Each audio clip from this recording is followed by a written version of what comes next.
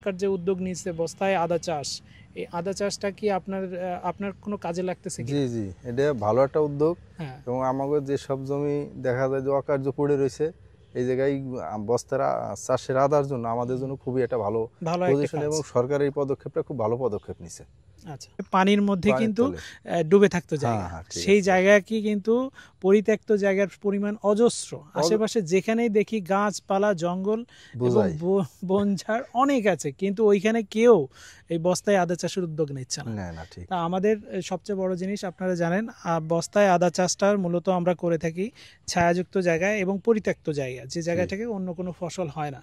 তো এখানে আপনারা আদা করতে পারেন, হলুদ করতে পারেন, তারপরে চুই ঝাল আছে, তারপরে হচ্ছে আপনার অন্যান্য আরও কিছু ফসল আছে, কয়েকটা আইটেম আছে যেগুলো হচ্ছে ছায়াযুক্ত জায়গায় করা যায়। তার মধ্যে হচ্ছে আদাটাতে লাভ বেশি, এই কারণেই আদার কিন্তু একটা চাহিদা আছে, বাজারে একটা চাহিদা আছে, এবং আদা আপনি যে কোনো সময় কিন্তু বিক্রি করতে পারবেন, এনি টাইম বিক্রি করতে পারবেন, এবং এটাকে সংরক্ষণও করা যায়। যদি প্রকৃতপক্ষে যদি আপনি সঠিক উপায়ে সংরক্ষণ করেন, তাহলে কিন্তু আদা সংরক্ষণও করা সম্ভব। ছত্রাক যে আক্রমণ, তাই না, পাতায়, যে এর জন্য আপনি কি কি স্প্রে করবেন বলে মনে হয় আপনার? কি স্প্রে করলে আপনার জন্য ভালো হয়? এখন একটা কীটনাশক যে পোক মারলে যাতে মারা যায়, এই ধরনের। পোক না, এটা তো রোগ। হ্যাঁ, যেহেতু রোগ, এখানে রোগের জন্য আপনাকে যে কোনো ছত্রাকনাশক দিতে হবে, যেটা মনে করেন রিডোমিল গোল্ড অথবা টিল্ট, এই ধরনের কীটনাশক এই দিলে ওই রোগটা মুক্ত হবে, রোগটা সেরে যাবে। তো আমরা মূল জিনিস হলো কি, যেখানে আদা এই পর্যন্ত যারা করেছে, মাটিতে করেছে, বস্তায় করেছে, এদের বেশিরভাগই সমস্যাটা হলো যে আদাতে কিন্তু বেশি রোদ লাগা যাবে না।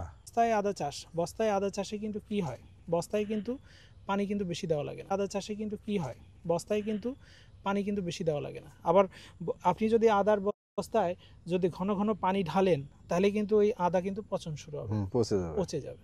যে কারণে কিন্তু আপনি বস্তার এখানে সরাসরি পানিও দিতে পারবেন না। এটাকে কিভাবে দিতে হবে, যদি মনে করেন আদাতে আপনার পানি নাই, তাহলে কি হতে হবে, আদার গোড়ায় কখনো পানি দেওয়া যাবে না, সাইড দিয়ে অথবা একদম মানে নিচ দিয়ে ঢালাই পানি দিতে হবে, ভিজাই দিতে হবে। আমি এই জায়গাটা ওরকমই করছি, যেমন আমার এই যে মোটর লাইন আছে, এই জায়গাটা লাইন আছে, এখানে পানি দিয়ে ভাসাই দিবেন, পানি চলে আসে, হ্যাঁ, ভিতরে পানি যাবে, আদা মাটি ওখান থেকে পানি টেনে শুকনো, এই জন্য আদাটা খুব ভালো হয়।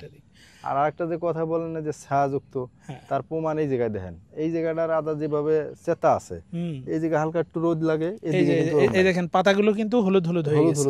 যে জায়গাটায় কিন্তু রোদ বেশি পড়তেছে, সেই জায়গাটায় কিন্তু পাতায় আক্রান্ত হইতেছে, ছত্রাকের আক্রমণ বেশি হচ্ছে। আর যে জায়গায় ছায়া, সেখানে গাছ কিন্তু একদম টকটকে সবুজ। আপনার